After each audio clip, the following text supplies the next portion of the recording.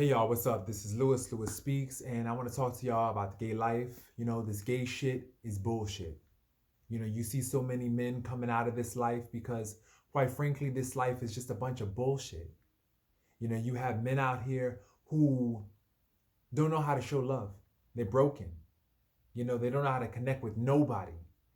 So many gay men are out here alone. They're lonely and they're going to die alone too. That's the thing. They don't know that, but they still cling to some false hope that they are going to find the love of their lives. No, honey, they're going to be out here dying alone, clinging to some one night stands, a string of one night stands, hoping that with all these moments they collect, they will somehow equal a real life. This is not a real life. This is just another way to die. Let me tell you, loving gay men feels like you're throwing yourself down a flight of stairs over and over and over again. I always say it's like going to the kitchen sink, taking the sharpest blade you can find, and slicing your wrist over and over and bleeding out all over again. What's the point? What is the point? None of us are out here finding love, true love that is. The ones who are gay, happily married, they have so many boyfriends on the side. They're on Grindr, they're on Jacked, they're on Scruff, looking for some new meat for the night. Please, they're not happily married. What they are is they call themselves being in an open relationship, polyamory. But let me tell you something. You can't say you love someone and know that they're getting fucked in their ass by another man, moaning with the same passions that they share with you. How can you allow? And my thing is this: let's talk about health. These niggas out there exposing themselves to a variety of diseases, an assortment of different diseases, and then come back to their partners and then transmit that over to their partners. See, this ain't healthy. There's nothing healthy about this bullshit. And my thing is I'm just thinking to myself, I've been in this life for 13 years. What healthy, stable relationship have I managed to secure in 13 years? Let's think. None. They all either ended because of infidelity, immaturity, lying, just the antics. And I'm not going to sit up there and claim to be a saint. I'm not a saint. In these relationships, I've been so traumatized that I was unable to appreciate love myself. And that's the thing about these gay relationships. They just offer nothing but trauma. Just an endless amount of trauma. And I am so tired. I'm exhausted by the constant search for nothing. It's like you're chasing ghosts. We're chasing shadows out here, chasing rainbows, man. And it's not getting us nowhere. All we're getting is just disappointed, disillusioned, and disgusted. And depressed. Everybody's coming out of Grindr. People are deleting that app. They're getting tired of being fucked in their ass and just left for dead. You think about, if you were in the hospital, how many of the men that you got with, that you sacrificed so much of yourself for, how many of those men will actually show up at your bedside? How many of them will actually be there to feed you soup and juice if you were to get sick? None of them. None of them. And after thinking about that, as I get older and I get more mature and I start thinking about the need for consistency and loyalty and stability, being gay does not factor into that equation. Gay is a young man's sport.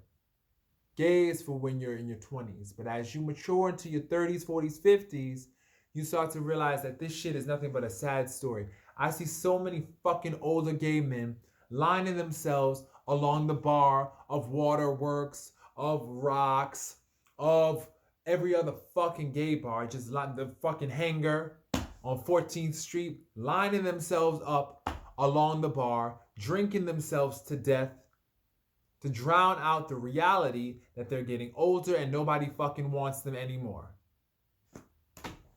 They're expired. See, when you're young, you're hot stuff. Everybody wants you. But, when you get older, the game changes. The moment you get a couple of gray hairs, the moment the boys know your real age, you're over, baby. Your career in the gay community is over. You're washed up, you're considered a has-been. Go home to die. That's the reality. Nobody wants to say that. We all want to just live in this la-la land because it's nice there. It gives us hope. It gives us a chance to catch up and maybe get our dream man.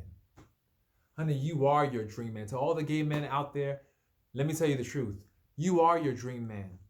There's no dream man out there. You're it.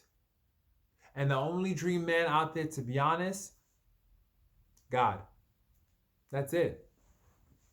That's it. Because dealing with these men, it'll have you either in three places: somebody's couch, somebody's clinic, or somebody's coffin. And I can't do it no more. I can't do this life anymore. And it's just a damn shame. I feel like I've wasted 13 years of my fucking life trying to secure the love of a man only to come up fucking empty-handed. It's a fucking joke, man. It's a cruel joke. It really is. And I think about all the things that I've done to try to prove to these men that I'm somebody worth keeping, somebody worth loving. All the tricks you gotta do, the spins and dips and fucking, the cartwheels and all these tricks just to keep a nigga's interest. Fuck that shit. Fuck that shit. I'm not doing it. Not no more. I did the most before. Cooking dinners, driving niggas places, back and forth, back and forth. Thank God I never gave up my apartment for a nigga. Thank God I never basically moved to some other land or some other fucking village somewhere because I wanted to be closer to some man. Never that, honey. Never that. I would never give up my life for a nigga. Come now. Never that. Never that. So, and there are men that have done that. There are men, especially men that I've talked to, they gave up their jobs, their apartments, their families, all to be with a man. And guess what? That man cheated on them, left them for dead, and they had nothing at the end. Nothing but bitterness. No more, because this life is nothing but a sad story. And all the gay men that want to sit up there and pretend that they're having the best time and they're having these wonderful experiences, that's all it is. It's smoke and mirrors, designed to pull you in, designed to pull the younger generation in. And once the younger generation is in, guess what? The veil is lifted and you start to see the fucking monster behind the veil that devours your soul. It devours your fucking soul. It consumes you. Then you're out there looking. See, in the beginning, the boys come out looking for you. They come out looking for you because you're fresh meat. You're the new face. So they come to you. But that's to get you hooked like a drug. The first one is always free.